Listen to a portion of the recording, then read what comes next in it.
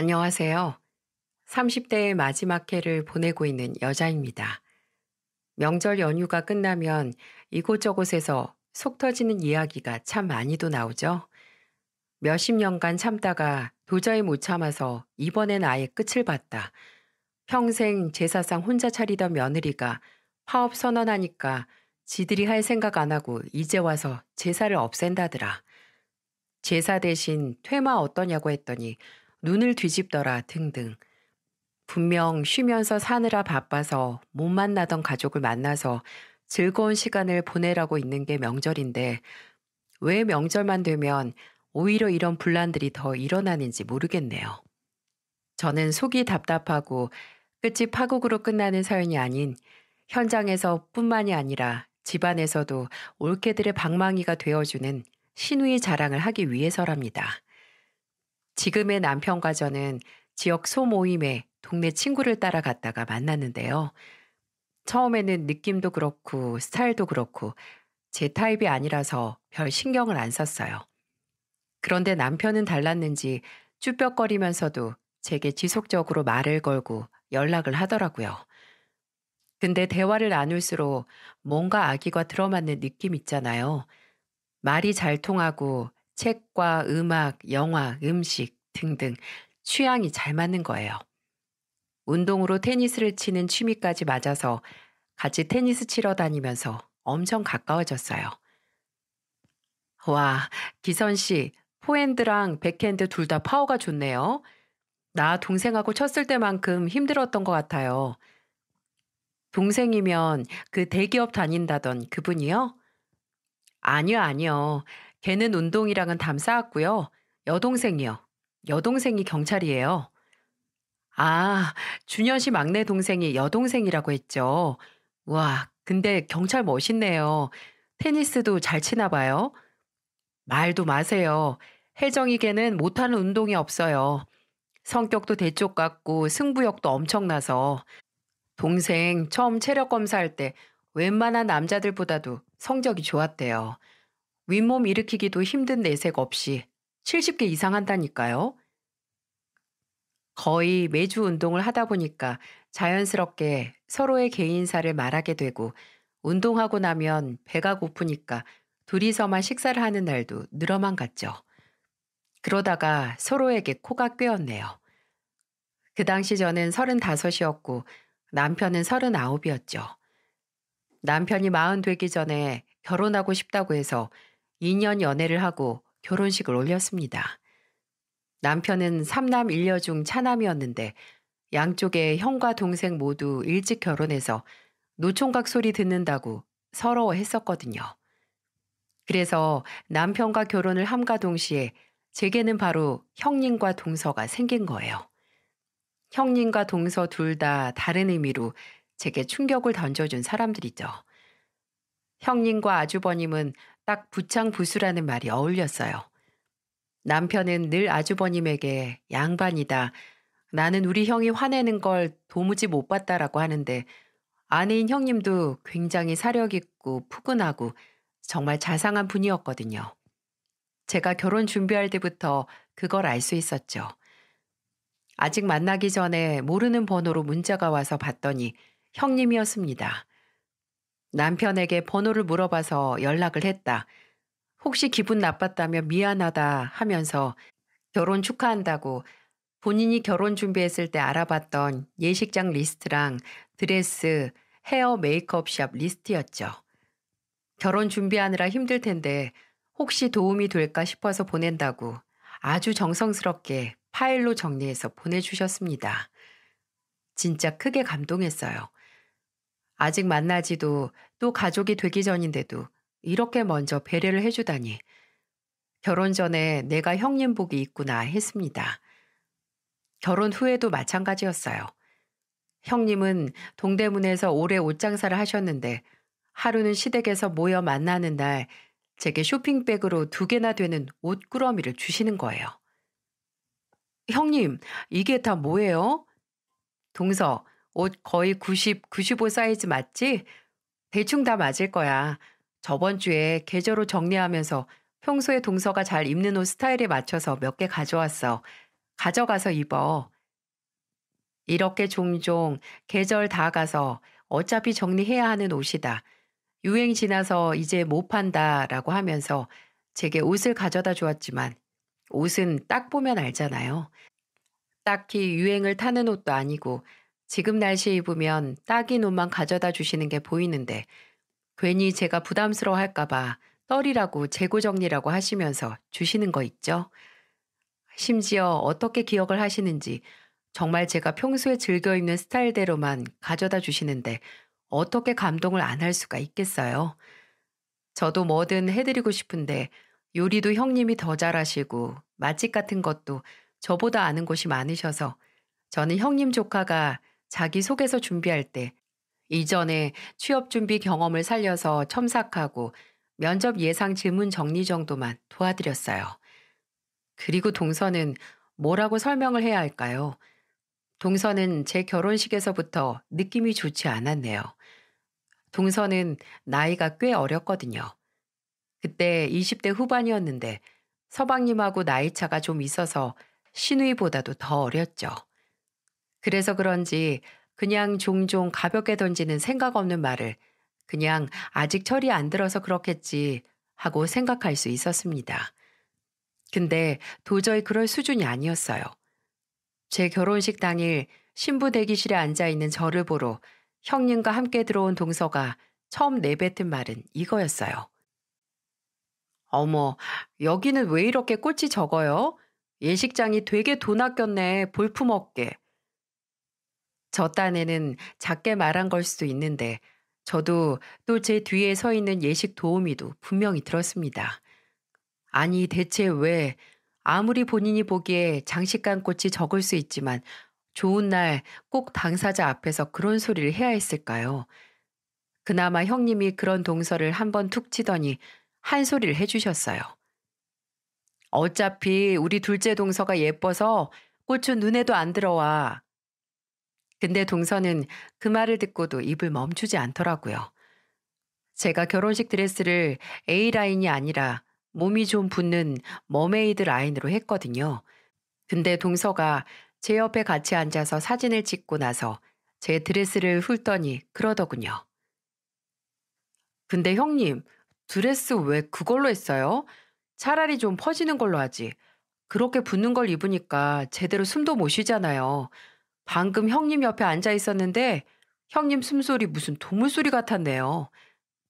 정말? 아유, 내가 괜한 욕심을 부렸나 봐요. 나도 내 주제나 알고 동서처럼 펑퍼짐한 원피스 입을 걸. 아시겠죠? 무례함과 생각 없음을 솔직함과 장난으로 억지로 포장을 하는 타입의 사람. 같이 몇 분만 있어도 기가 빨리고 짜증나는 사람이었어요. 제가 사람 외모나 체형으로 금맥이고 괜히 트집 잡는 걸 제일 싫어하는 사람인데 정말 동서는 저한테 그러면 안 됩니다. 저랑 동서랑 키는 비슷한데 몸무게는 눈으로만 봐도 8에서 10kg는 더 넘게 차이나 보이거든요. 물론 제가 더 가까운 편이고요. 저도 날씬한 것도 아니고 적정한 평균 몸무게지만 과체중인 동서에게 살까지도 시비가 걸리니까 머리가 어질어질 하더군요. 그 후에도 본식 끝나고 식당에서 식사하는 분들께 인사를 드리고 있는데 굳이 지나가는 저와 남편을 붙잡더니 여기 식장한테 식대 환불받으라고 이래가지고 3만 원 축의금 낸 사람도 돈 아깝게 생각하겠다고 음식 퀄러티가 영 별로라는 말을 해서 사람 속을 뒤집었죠. 제가 뒤돌아서 남편에게 입모양으로 대체 왜 저러는 거야?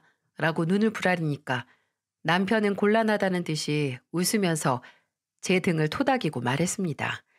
원래 저런다고요.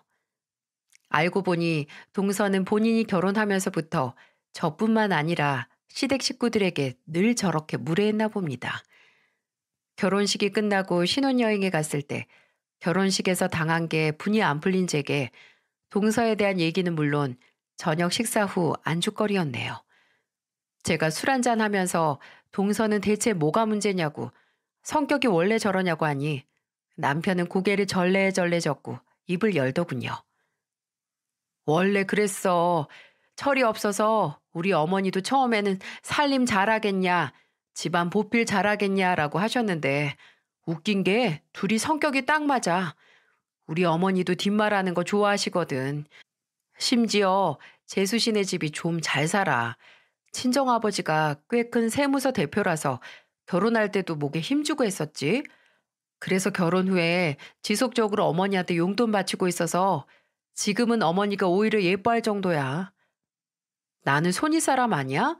나를 완전 지 밥으로 보고 막말하던데? 아니, 날 언제 봤다고 벌써부터. 그건 나도 진짜 모르겠다. 왜 당신한테만 그러지? 나중에 또 만나서 그러면 그때는 당신이 뭐라고 좀 해. 아니면 내가 준호한테 가서 말할까? 와이프한테 말 좀 잘하라고. 아니야, 됐어. 당신이나 서방님이 왜 나서 말을 해도 내가 해야지. 아니면 혜정이가 해도 되겠다. 재수 씨가 또 혜정이는 무서워하거든. 왜? 둘이 나이 차도 별로 안 나지 않나? 예전에 한번 혜정이 앞에서 여경이 어쩌고 하다가 호되게 혼났어. 혜정이 성격이 워낙 불같아서 준우까지 쌍으로 혼났다니까. 그때 재수 씨 거의 울 뻔했지. 새언니 그러면 앞으로 강도를 만나든 흉기든 범죄자를 만나든 절대로 여경한테는 도움받지 말고 남경한테 받아요. 혹여나 여경이 도와주려고 해도 아, 나는 여경이 못 믿어서 도움 못 받겠습니다. 지나가세요. 하던가요. 새언니 시야가 좁다고 그걸 기정사실인 양 사람 모욕하면 기분 좋아요? 라고 혜정이가 소리 지르면서 말해서 그 후로는 혜정이한테 괜히 말도 안 붙일걸? 아, 그럼 혹시 그나마 상대적으로 만만한 아가씨한테도 막 못대하니까 나한테 막대하려고 하는 건가? 지가 집안 막내였는데 나까지 들어와서 형님 대우 해주기 싫다 이거지. 오, 그것도 일리 있는데? 혜정이는 만만치 않다 이거지? 그전에는 신우이를 만나도 말수도 적고 옆에서 동서가 괜히 밉살 맞은 말 할 때마다 별말을 안 해서 몰랐는데 이런 과거가 있었다니. 그리고 시어머니와도 잘 맞는다는 것도 의아했어요. 남편 말을 들어보니 동서는 전형적인 강약, 약강이었네요. 한번 본인이 무시해도 될 만한 사람인지 설쳐서 떠보고 그 다음에 아니다 싶으면 설설 기고 맞다 싶으면 그 사람을 무시하는 재미로 사는 그런 사람이요. 그걸 알고 나니 만약 동서가 다시 한번 저를 얕잡아 보고 할 말 못할 말 구분을 못하면 저도 못할 말 평생 못하게 만들어 주겠다고요. 기회는 기다리지 않아도 빠르게 찾아왔습니다. 동서가 입조심을 좀 못했어야죠. 형님께서 주도하셔서 저희 셋이서 술자리를 가진 적이 있었거든요. 며느리들끼리 모여서 맛있는 거 먹고 회포를 풀자고 형님께서 아는 지인에게 부탁을 해서 예약해서 가는 루프탑바에 함께 갔습니다. 근데 앉아서 술 몇 잔이 들어가자마자 동서의 그 가볍디 가벼운 입이 또 너풀거리기 시작했죠.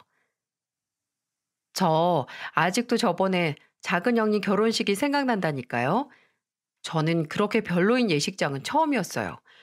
아무래도 생애 처음이자 마지막으로 하는 결혼식인데 정말 양심도 없지. 형님, 좀 더 알아보고 좋은 데서 하시지.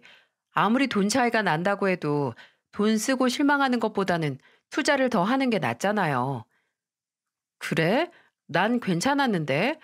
거기 형님이 알려주신 곳이거든. 형님 죄송해서 제가 좀 더 알아보고 결혼식 할 걸 그랬어요. 형님이 저 생각해서 일부러 정리해 준 곳에서 골랐는데 이렇게 두고두고 욕먹을지 몰랐네요. 아니야, 둘째 동서가 미안할 게 어딨어. 그냥 내가 거길 리스트에서 뺄걸. 근데 우리 셋째 동서가 이렇게 결혼식에 진심인 줄 몰랐네. 아직도 그 소리를 하고. 그러게요. 우리 동서 나중에 두 번째 결혼식은 진짜 으리으리한 곳에서 해야겠다. 동서의 의도적인 말에 형님과 함께 웃어 넘기는 척 역으로 디스를 해버렸어요. 동서는 괜히 눈알 굴리면서 아무렇지 않은 척 하더니 마치 기싸움 하는 것처럼 더 독한 말을 하는 게 아니겠어요? 마치 제일 늦게 가족이 된 저를 기죽이게 하는 것처럼 말이죠. 형님, 이번에 신혼집 어느 동이라고 하셨죠? 땡땡동. 나랑 남편 회사에서 제일 중간 지점이더라고. 거기 살기 좋지. 잘했다, 동서. 아파트라고 하셨죠? 작가면 진짜 무리하셨네요. 아파트 아닌데? 우리 빌라야. 빌라요? 빌라면 공동 현관도 없고 경비실 같은 것도 없어서 너무 무섭지 않아요? 누가 따라 들어오면 어떻게 해요? 동서, 공동 현관도 있고 24시간 경비 상주하는 아파트에서도 범죄는 일어나. 그래도 빈도수가 다르죠. 원래 안전도 다 돈 주고 사는 시대인데. 아유, 전 돈을 더 쓰면 더 썼지. 빌라에선 못 살아요. 애들 키우기도 힘들잖아요. 좁으면요. 형님, 그럼 결혼 자금은 얼마 하셨어요? 동서 진짜 나한테 궁금한 거 많다. 나 진짜 많이 좋아하나 봐. 그냥 궁금해서 그러죠. 저는 한 5억 한 것 같아요. 친정 아버지가 외동딸이라고 힘 좀 써주셨거든요. 우리 아버지는 제가 결혼해서 좁은 빌라에서 산다고 했으면 절대로 안 보내셨을걸요? 어머, 동서는 아버지가 보내줘야 결혼하는 거야? 나는 그냥 나 스스로 하고 싶은 사람이랑 한다고 결정해서 한 건데. 그렇구나. 동서는 누가 보내줘야 하는구나. 아니, 그게 아니고, 그냥 저희 아버지 마음이 그랬다는 거죠. 아, 그럼 우리 부모님은 빌라라도 알아서 살라고 상관없으셨다는 건가? 뭐, 그럴 수도 있겠다. 난 외동이 아니라서. 그럴 리가 있겠어. 작은 동서, 늘 그 입 좀 조심해야겠어. 이게 뭐야. 만나서 술 먹으면서 재밌게 놀자고 불렀더니 흥 다 깨졌잖아. 돈이 얼마가 있든 결혼한다고 얼마를 가져왔든 남 배려하고 할 말 구분하는 입은 그 돈으로도 못 사는 거야. 그냥 그만 말하고 치킨이나 먹어. 제가 굳이 성을 내거나 반박하지 않아도 적당히 받아치면 옆에서 형님이 손윗사람으로서 동서를 꾸중하시더군요.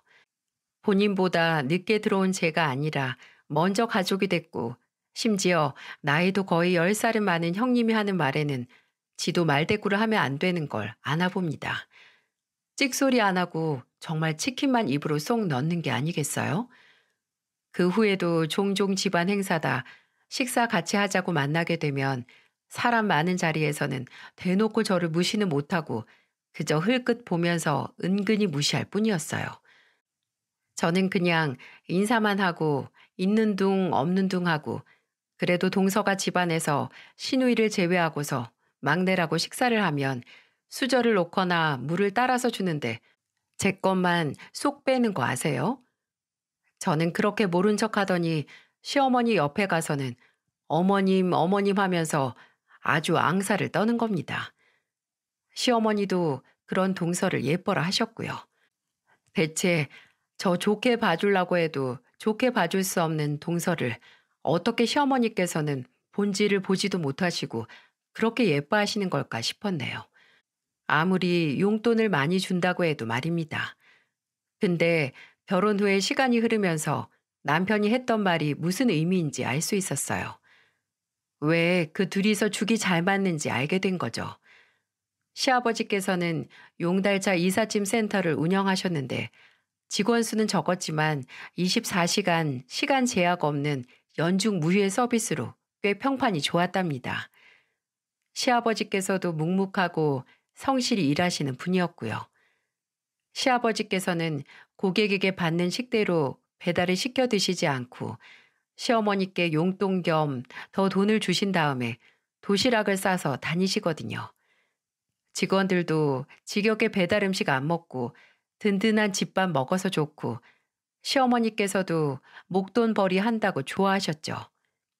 근데 한 번은 손목을 다치셔서 제게 도움을 청하셨습니다. 장 보는 것만 봐달라고 말이죠. 그날은 저도 야근 없이 퇴근한 날이라서 시댁에 가서 시어머니를 모시고 동네에 있는 마트로 향했습니다. 근데 저는 그날 시어머니에게서 진한 동서의 향기를 맡을 수 있었어요. 예, 저기 저 야채 코너에 있는 아줌마 보이니? 내가 동네 미장원에서 들었는데 이번에 남편이 바람나서 황혼 이혼을 한다더라. 아유, 내 그럴 줄 알았지. 그 인간이 나한테도 추궁거린 적이 있거든. 아, 그래요? 근데 어머님, 그렇게 크게 말씀하셔도 돼요? 누가 들을 수도 있고, 그냥 안 하시는 게 나을 것 같은데. 내가 뭐 없는 얘기하는 것도 아닌데 뭘. 아유, 어머, 어머, 저 옆편에 오랜만이다. 기선아, 저기 오렌지 옆에 있는 아가씨 보이지? 저 아가씨, 내가 예전에 계모임 같이 하던 여자 딸인데, 이번에 공무원 시험 세 번째 떨어졌대. 아유, 그렇게 떨어질 거면 뭐하러 하니? 돈하고 시간 아깝게. 내가 저 부모면 그냥 때려치라고 한다. 공부는 안 하고 왜 나와서 서 있어? 아유, 그리고 저기 생선 코너 아저씨는 느껴지시나요? 아, 이래서 동서랑 둘이 할 얘기가 많구나 싶었죠. 둘은 같은 결이었습니다. 옆에 있으면 괜히 낱말하고 비교만 해서 같이 있는 사람 질리게 만드는 그런 대화법이요. 저는 계속해서 마트 안에 있는 사람 신상 조회를 제게 털어놓는 시어머니에게서 점점 멀어지면서 생각했습니다. 동서랑 시어머니랑 둘이 모이면 세상에 있는 모든 소문은 다 모이겠다고요. 나중에 형님에게서 들은 건데 이 문제로 시어머니께서 동네에서 왕따가 되신 적도 있다네요. 여기저기 얘기를 꿀벌 마냥 옮기고 다녔는데 나중에 알고 보니 그게 사실 확인도 안 된 소문이었고 시어머니가 신나게 말하고 다닌 게 탄로 나서 몇 달을 다니던 슈퍼나 미용실, 목욕탕도 못 다니셨다고요. 그러다가 집안에 동서가 들어온 후에 다시 신나게 동네를 누비면서 똑같이 소문을 나르는 꿀벌이 됐다고 해요. 남 말하기 좋아하는 동서에게서 이런 얘기 저런 얘기 듣고 또 그거 옮기고 또 동서에게 용돈도 50만 원씩 두둑이 받아서 동네 아줌마들 사이에서 커피값 내고 밥값 내면서 민심을 다시 찾았다고 합니다. 그래서 동서를 더 예뻐하신대요. 아마 동서는 그런 시어머니를 믿고 형님인 저를 무시하는 걸 수도 있겠다 싶더군요. 그런 동서가 참 어이가 없으면서도 꼴보기 싫기도 했지만 또 가족들 다 있는 자리에서도 그나마 대놓고 저를 무시하는 말을 하진 않으니 그나마 참을만 했습니다. 같이 사는 것도 아닌데 만나면 얼마나 만났겠어요? 종종 형님도 저 대신 혼내주시고 남편이나 시아버지가 제 편을 들어주시니 참을만 했네요. 서방님도 경우 없는 사람이 아니라서 늘 동서에게 왜 괜히 형수님한테 그래? 관심 받고 싶어서 그래? 라고 핀잔을 주기도 했고요. 어쩌면 동서의 이유도 모르는 저에 대한 미움은 가족들이 제 편을 들어서 날이 갈수록 심해졌을 수도 있겠네요. 그렇게 결혼 후에 2년 정도 저도 동서처럼 동서를 없는 사람인 것처럼 남처럼 대했습니다. 제게 시비를 걸면 맞받아치고요. 근데 그나마 어른들 앞에서는 조용했던 편이던 동서가 그 입으로 천냥을 갚는 게 아니라 천냥 빚을 지고 아예 건너면 안 되는 강까지 건너는 사건이 터지고야 말았네요. 그 사건의 계기는 바로 남편의 퇴사였어요. 아니 엄밀히 말하면 퇴사가 아니라 의도치 않게 퇴직할 수밖에 없던 거죠. 남편은 중소기업에서 일을 했었는데 회사가 몇 년 동안 재정난을 겪었답니다. 그래서 사원수도 줄이고 남편도 줄어든 사원수만큼 일을 하느라 몇 달 동안 야근을 안 한 날이 없을 정도였죠. 근데 하루아침에 회사가 사라지고 말았습니다. 대표가 잠적했고 심지어 회사가 부도난 걸 숨기기까지 해서 수십 명의 사원들이 백수신세가 된 겁니다. 저희 남편을 포함해서요. 그나마 직원들이 모여서 노동청에 임금 체불 진정 제기를 해서 소정의 퇴직금은 받을 수 있었습니다. 그것도 거의 반년이 걸렸지만 없는 것보다는 나았어요. 남편은 그동안 재취업 준비를 했지만 그 당시 과장이었던 남편의 나이를 고려했을 때 그만한 자리로 취업은 아무래도 힘들더라고요. 취업을 하려면 날고 기는 젊은 면접자들 틈에서 몸값과 눈높이를 반토막 내야 하는데 그럴 수는 없었죠. 그래서 남편은 받은 퇴직금을 보태서 프랜차이즈 감자탕 집을 개업했어요. 남편이 회사에 다녔을 때 그 프랜차이즈 본사와 프로젝트를 한 적이 있었거든요. 그 당시 종종 연락을 하던 그 본사 직원에게 정보를 얻어서 개업까지 하게 됐어요. 지금까지의 경력을 물 경력으로 만들 바에는 차라리 새로운 일에 뛰어드는 게 훨씬 낫겠다 싶었던 거죠. 처음 1년은 장사가 잘 됐습니다. 근처에 대학교도 있고 기업체도 있어서 고정된 손님이 많았거든요. 근데 그것도 그저 짧은 운빨이었는지 오래 가진 못했습니다. 나쁜 상황이 겹쳐서 치명상이 된 거죠. 근처 5분 거리에 다른 상호의 감자탕 집이 들어와서 손님이 분산됐고, 심지어 시국이 시국인지라 원래 나야 하는 매출의 3분의 1밖에 나지 않는 게 일상이 되어버렸어요. 임신을 준비 중이던 저와 남편은 갑자기 기울어지는 가게에 그 계획도 보류했습니다. 한 달, 두 달, 석 달. 그렇게 제대로 된 매출이 나오지 않는데 집 살 때, 가게 낼 때 받은 대출 이자랑 원금은 매달 나가고 고정적인 생활비는 모두 제 월급 하나로 버티는 날이 늘어만 갔어요. 버는 것보다 나가는 게 많으니 통장과 가슴에 구멍만 커져갔죠. 그러다가 남편이 안 되겠는지 어느 날 제게 이런 말을 꺼내더군요. 여보, 준우한테 돈을 좀 빌릴까?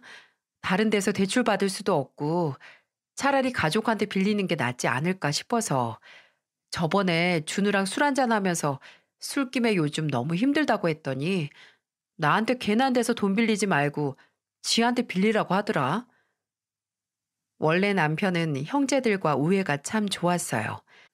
서로 스스럼 없이 평소에도 친구처럼 연락도 자주 했거든요.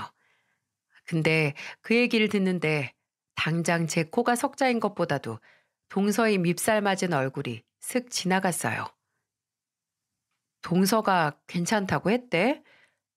그건 모르겠어.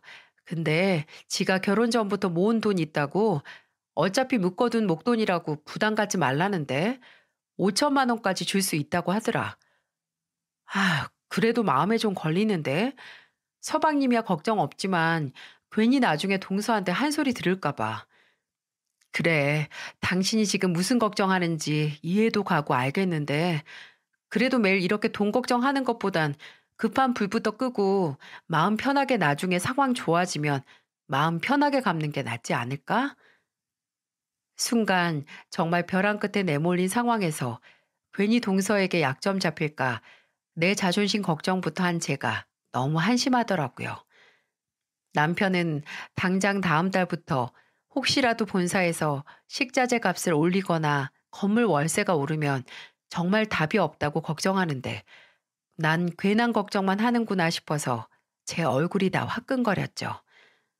우리 가족이 사는 게 제일 우선이니 그래 만약 약점을 잡힌다고 해도 어쩔 수 없다는 마음을 먹고 남편에게 그러자고 했네요. 남편은 제게 미안하니까 서방님에게 혼자 말한다고 했고요. 저는 서방님에게 돈을 빌려달라고 말하는 남편의 옆에 있는데 남편이 한동안 서방님하고 말을 하다가 어처구니가 없다는 것처럼 피식하고 웃는 겁니다. 네네. 아닙니다. 당연히 갚아야죠. 네, 네. 네? 아, 네, 그러겠습니다. 어? 아니야, 아니야. 괜찮아. 고맙다, 준우야. 진짜 네 덕분에 살았어. 확인할게. 고마워. 들어가. 왜 갑자기 웃었어? 서방님이 뭐래? 아니, 준우는 잘 연락했다고 지금 바로 보낸다고 하는데 옆에 재수 씨가 있었나 보네. 서방님이 동서를 바꿔줬어? 아니, 옆에서 듣다가 나 들으라고 말했어. 고생한다고. 그 돈 힘든데 굳이 안 갚아도 된다고. 근데 나중에 갚을 거면 괜히 달에 얼마씩 보내지 말고 다 모은 다음에 조용히 한 번에 붙이라고 하더라. 그래서 준우가 미안하다고 했고. 하, 이럴 줄 알았습니다. 평소 저희 집 돈 없는 걸 굳이 어떻게 해서든 콕 집어서 저를 무시하더니 좋은 건수 하나 잡았다 하겠죠. 서방님이 빌려준 돈은 저희 부부에게 가뭄의 단비, 금으로 만든 동아줄이었지만 거기에 딸려오는 대가는 환영할 수만은 없었네요. 그래서 돈을 빌리고 처음으로 돌아오는 명절에 단단히 마음을 먹었어요. 돈을 빌려줬다는 명목으로 나를 사람 취급도 안 할 동서를 감당할 각오를 말이죠. 늘 그렇듯이 제일 늦게 시댁에 온 동서는 주방에서 나오는 저를 보자마자 인사를 하는 게 아니라 픽 웃고 그대로 거실을 향해 소파에 털썩 앉더라고요. 그리고 마른 기침을 좀 하더니 제게 말했습니다. 형님, 목이 좀 칼칼해서 그러는데 뭐 마실 거 없어요? 주방 근처에 계시니까 좀 가져다 주세요. 마치 애교처럼 콧소리까지 섞어서 말하는 동서를 보면서 아, 오자마자 시작하는구나 싶었죠. 그나마 다른 가족들은 상 피고 주방에서 음식 나르느라 바빠서 못 들었는지 모르지만 저는 똑똑히 들었어요. 그때 솔직히 이걸 갖다 줘야 돼, 말아야 해, 했습니다. 가족끼리 마실 거 가져다 줄 수 있죠. 제가 냉장고 앞에 있기도 했고요. 근데 그 의도가 다분히 뻔하잖아요. 너 우리한테 돈 빌렸지? 채무자면 채무자처럼 굴어. 이거잖아요. 하, 저는 이 정도는 그냥 넘어가자 싶어서 냉장고를 열어서 보이는 음료수 한 병을 가져다 줬습니다. 동서는 제게 고맙다는 말 없이 그냥 그 음료수를 따서 마시면서 기분이 좋다는 듯 발목을 까딱까딱 거리더라고요. 그 모습을 보다 그대로 돌아서 다시 주방으로 들어갔는데 신우이와 눈이 딱 마주쳤습니다. 새언니, 왜 저 사람이 새언니를 시켜 먹어요? 시켜 먹긴요. 그냥 제가 냉장고 앞에서 있어서 그랬겠죠. 원래 저러잖아요.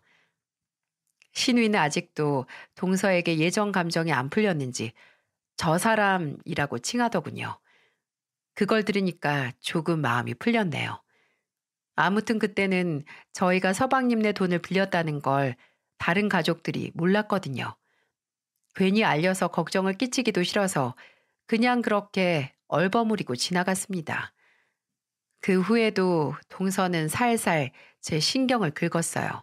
뭐, 원래 동서가 제 신경을 긁지 않은 적이 없었지만 이번에는 달랐습니다. 가족들 앞에서 특히 시부모님 앞에서도 대놓고 제게 5분에 한 번씩 시비를 거는 게 아니겠어요? 형님, 이거 너무 짜요. 밥을 고봉으로 떠서 먹어도 짜겠네. 계란 좀 더 풀어요. 아우, 이거 고기 누가 구웠어요? 누가 소고기를 이렇게 익혀? 이거 형님이죠? 형님, 이 가방 형님 거죠? 이거 명품 브랜드 카피인데 모르고 산 거예요? 아니면 알고 사신 거예요? 아주 신이 난 것 같았습니다. 그나마 가족들 눈치 보고 매번 제가 역으로 반박을 해서 못하던 시비, 오늘 날 잡았다고 다 터는 것 같았어요. 지 남편이 돈 빌려줬다는 명목으로 말이죠. 제가 돈 빌린 입장이니 이 뻥끗도 못하겠지 싶어서 폭주를 하는 게 눈에 다 보였네요. 근데 정말 돈의 무게가 뭔지 빌린 5천만 원이 정말 제 입을 딱 막는 것 같았어요. 무슨 죄를 지은 것도 아니고 동서의 돈을 빌린 것도 아닌데 말이죠. 평소 같았으면 저도 아니면 남편이라도 뭐 맡겨놨나, 짜면 알아서 밥 더 먹어라, 동서가 해 먹어라, 명품 백이라도 하나 사주고 창피를 주던지 해라, 이렇게 말을 했을 텐데 저도 남편도 그냥 말도 없이 못 들은 척 무시만 했어요. 남편이 제게 잠깐 들어가서 쉬라고 본인이 하라고 했지만 그냥 괜찮다고 버텼습니다. 오히려 거기에서 자리를 뜨면 더 진 기분일 것 같아서요. 그러다가 진짜 사건은 가족끼리 식사를 다 하고 술 한 잔씩 하면서 일어났네요.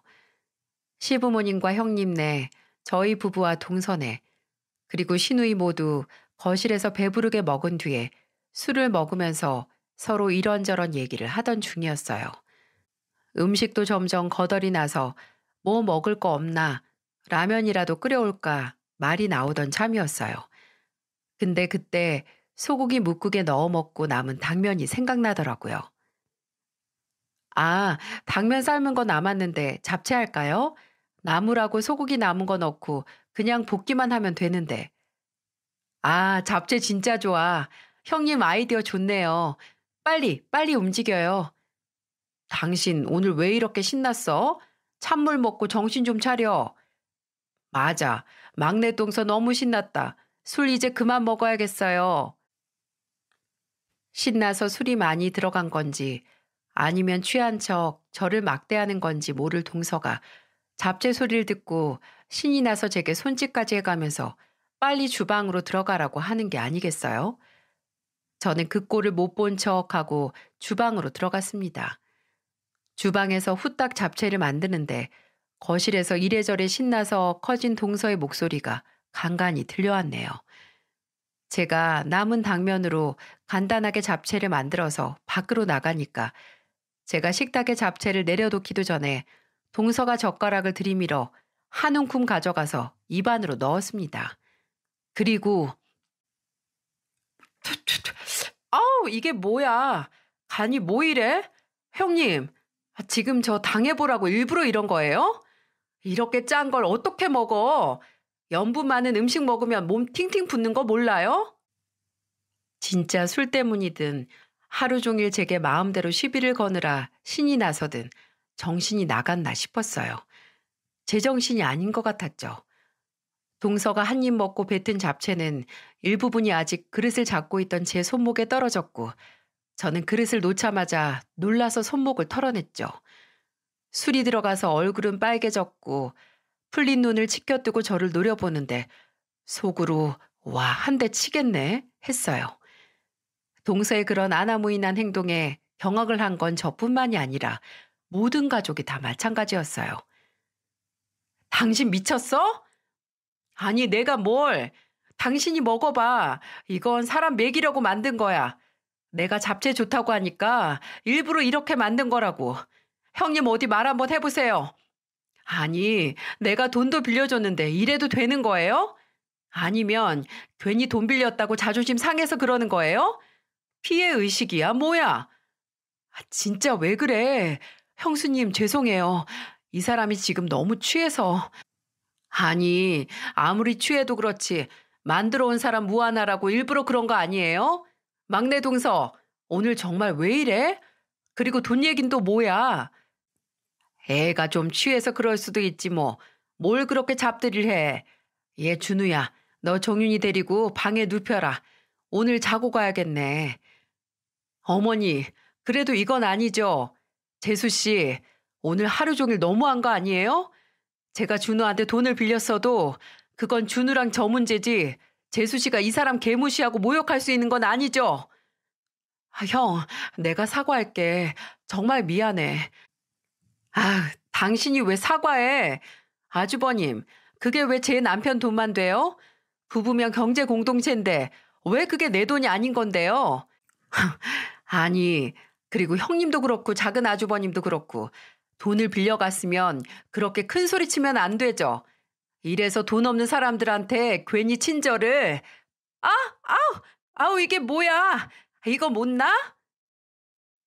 꼬인 혀로 신나게 가족들 앞에서 저와 남편을 모욕하던 동서는 한순간 비명을 질렀습니다. 바로 조용히 앉아있던 시누이가 벌떡 일어나서 동서의 머리채를 잡았기 때문이었죠. 혜정아, 야, 야, 너 이거 못나? 아, 머리 다 뽑혀. 그래, 뽑히는 김에 그 썩어 빠진 뇌도 같이 뽑히면 좋겠다. 제대로 된 생각도 못하는 그 뇌에 있어서 뭐하니? 그리고 몸이 팅팅 부어? 넌 짠 걸 안 먹어도 이미 부어있는 몸뚱이야. 지금 누굴 탓해? 너 지금 돈 때문에 우리 오빠랑 새언니, 아니 우리 집 전체를 아예 무시한 거야. 알아? 내가 언제 그랬어? 우리 집을 안 무시했으면 감히 우리 부모님 앞에서 이런 추태 못 보이지. 입에 있는 음식을 뱉어? 그게 어디서 배운 버리장머리야? 내가 너 분명히 경고했지. 사람 모욕하지 말라고. 돈 없는 사람? 차라리 돈이 없는 게 낫지. 너처럼 배운 거 없고 예의도 기본도 모르는 것보단 너 네가 뱉은 잡채 당장 주워서 입에 도로 넣어. 예, 혜정아. 놓고 말해 놓고. 엄마 가만히 있어요. 야, 너 빨리 못 줘? 그리고 줍고 세연이랑 오빠한테도 사과해. 사이는 안 좋아도 평소 동서에게 존댓말을 썼던 신우였는데 화가 나니까 말도 놓고 정말 무섭게 소리를 지르더군요. 동서가 술이 싹 깬 눈물 그렁그렁한 눈으로 앞에 본인이 뱉은 잡채를 보고만 있자 시어머니가 휴지를 가져오더니 먼저 주우려고 하셨어요. 엄마, 냅두라니까요? 엄마가 그렇게 오냐오냐 예뻐하니까 얘가 더 설치는 거 아니야? 당신 가만히 좀 있어. 셋째 제도 좀 알아야 돼. 시어머니도 시누이와 시아버지가 으름장을 놓자 그제야 시어머니도 휴지를 놓고 고개를 푹 숙이시더군요. 하나 남은 제 편도 아무 힘이 없다는 걸 안 동서가 우물쭈물 거리더니 이내 손을 벌벌 떠면서 뱉은 잡채를 주워 지 앞접시로 가져갔습니다. 그래, 그걸로 봐줄게. 이제 사과해, 똑바로. 죄- 죄송해요, 형님. 아주버니, 제가 너무 생각이 없었어요. 정말 죄송해요. 용서해 주세요. 동서 입에서 사과의 말이 나오자 신우이는 꽉 잡은 머리카락을 탁 하고 놔주었어요. 그리고 킁킁거리면서 화장실로 들어가더라고요. 저는 기어코 눈물을 펑펑 쏟으면서 용서를 구하는 동서를 차갑게 식은 눈으로 보다가 입을 열었습니다. 지금 동서, 나나 이 사람한테 진짜 미안해서 용서 구하는 거 아니잖아. 그냥 아가씨랑 아버님 무서워서 사과하는 거지. 나도 동서가 한순간에 본인 잘못 다 알고 사죄하는 거라고 생각 안 해. 불가능하지. 동서가 어떤 사람인지 아니까. 그러니까 사과 안 받을게. 사과는 받는 사람 마음이니까. 나도 안 받을게요, 재수 씨. 당장 사과 한번 받았다고 용서할 생각 없네요. 네?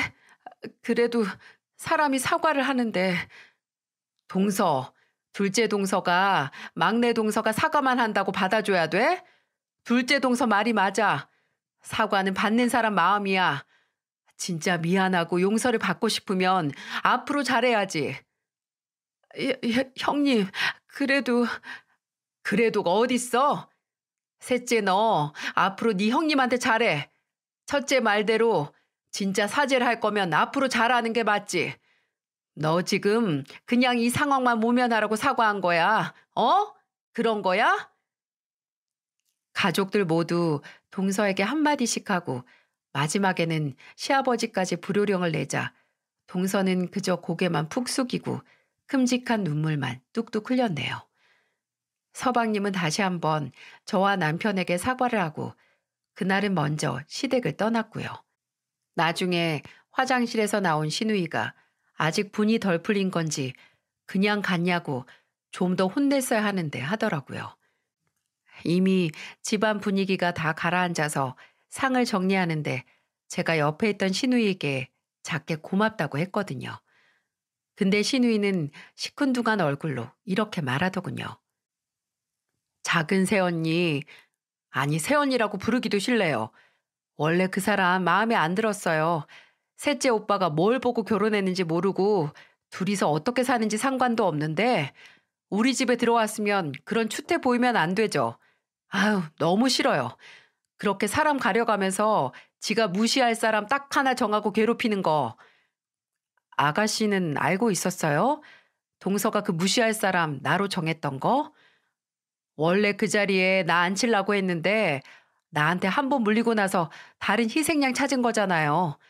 나보다 나이도 어린 게 새언니랍시고. 새언니 그런 인간들은 미친 것처럼 세게 나가면 다 깨갱이에요. 비유가 좀 이상하긴 한데 범죄자들도 지들 찌질한 거 알아서 괜히 약자한테만 분풀이하는 놈들이잖아요. 그냥 세게 나가세요, 세게. 그 얘기를 듣다 보니 정당하게 빌린 그 돈 때문에 괜히 말도 못하고 참던 제가 너무 한심했어요. 정말 돈 하나 때문에 얼씨구나 하고 저를 신나서 무시하는 그런 인간들은 그저 앞뒤 안 가리고 시누이처럼 물어 뜯어야 하는데 말이죠. 그날 문제의 원인인 동서를 매번 끼고 살던 시어머니는 시아버지에게 한바탕 잔소리를 들으셨습니다. 시아버지는 시어머니가 계속 동서에게 용돈 받으면 지금 도시락 싸고 받는 돈도 그냥 그 돈으로 배달시켜 먹겠다고, 동서에게 그렇게 휘둘릴 거면 용돈도 받지 말라고 하셨다고 해요. 서방님은 그날 밤 저와 남편이 집에 도착했을 때 다시 전화를 해서 사과를 했습니다. 남편에게도 볼 면목이 없다고, 이러려고 돈 빌려준 게 아닌데 정말 미안하다고 했고, 제게도 동서에게 다시 한번 형수님을 무시하거나 기분 나쁘게 하는 말 한 번이라도 한다면 그냥 바로 이혼이라고 일러뒀다고 하면서 정말 죄송하다고 하더군요. 솔직히 서방님이 무슨 잘못이 있겠어요? 저나 남편보다는 앞으로 계속 그런 동서와 살아야 하는 서방님이 더 걱정이죠. 서방님은 조만간 동서가 직접 제게 찾아가서 사과를 다시 한번 할 거라고, 그때 보고 형수님께서 용서를 할지 말지 결정을 하라고 했습니다. 아직 얼마 안 됐으니 사과는 안 온 상태이고요. 뭐 사과할 게 한 트럭쯤 되니 정리하는 데 시간이 걸리겠죠. 그리고 만약 끝까지 사과를 안 하러 온다고 해도 상관없습니다. 어차피 가족들은 시어머니를 제외하면 모두 제 편이고, 시어머니조차 동서에게서 마음이 뜰지도 모르니까요. 아마 계속해서 시댁 가족과 만나고 살 거라면 언젠가는 진심으로 제게 사과를 하러 오겠죠. 아직 그 사과를 듣고 어떻게 할지 생각은 해보지 않았지만 직접 그 사과를 듣고 제 마음이 가는 대로 하려고요. 누구든 회개는 할 기회가 필요한 거 아니겠어요? 저의 따끈따끈한 명절 이야기를 들어주셔서 감사합니다. 여러분 모두 명절 음식 맛있게 드시고, 명절날 받은 스트레스는 연휴가 끝나면서 모두 없었던 일처럼 깨끗이 사라지길 바랍니다.